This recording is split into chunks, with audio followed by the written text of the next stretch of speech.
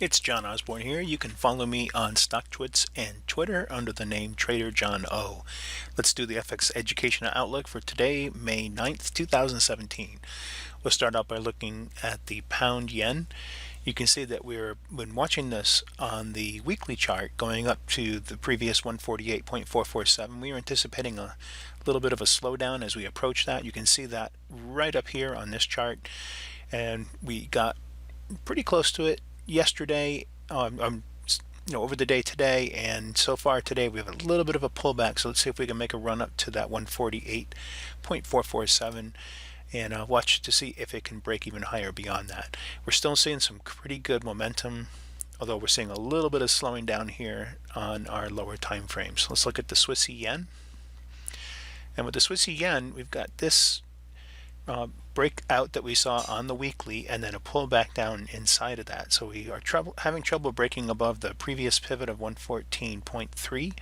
So let's see what happens if we can get a little bit more momentum to move us higher. We're still looking pretty strong momentum here, though we're getting a little bit of a red histogram now in our MACD that might say, hey, it's going to pull back a little bit further. But we can see the slowing here and a little bit of a long wicks and maybe a potential for a turn here to go higher. We'll keep an eye on that one.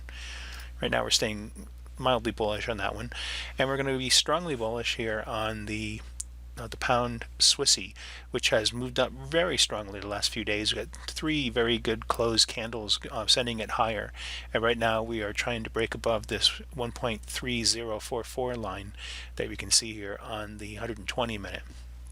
So a lot of nice movement up after breaking above the 1.29129.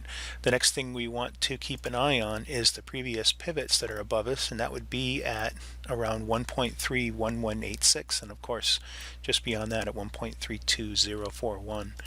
On the bearish side, we saw the euro US dollar put in a bearish engulfing yesterday, and it continued that downwards, although we have yet to break below the lows of this little bit of congestion here, and that would be at 1.08550 and possibly even down to 1.08201. But I kind of prefer this break right there, or this pivot, just from the little bit of congestion that we had. So let's see what happens.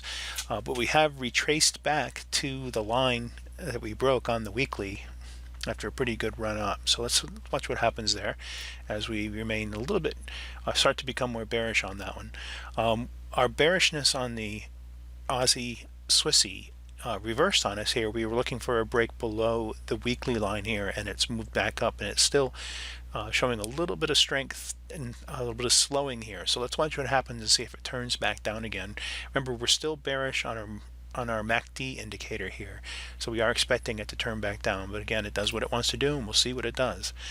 In the Aussie Loonie, you can see we've got this pennant that we're still within and a general move downwards, but our MACD indicator staying pretty horizontal here, so that gives us a little bit of a possible divergence and maybe a resumption towards the upper part of the weekly pennant. But let's see what happens there. But right now we're still looking bearish as far as the daily and the weekly on the MACD. Also in the Aussie US dollar, you can see the bearishness has prevailed over the last couple of days. We made another move lower. Now we've got a support around 0.73287 that needs to be broken on the shorter time frame, and we want to keep in mind this weekly pennant support trend line that's here at roughly 0.72862. And as far as consolidating, we're still within this week or descending triangle here, or descending wedge on the euro yen, and we'd be watching for a break below that at 0.83039. We are seeing bearishness on our monthly and our weekly. Our daily is just starting to get a little more bearish, but we already are looking very bearish on our 120 and 240, which is our 1 hour, 2 hour and 4 hour. So let's see if we can break through the support of 0.84046 and run a little bit after that. And that'll do it for today. We'll catch you next time.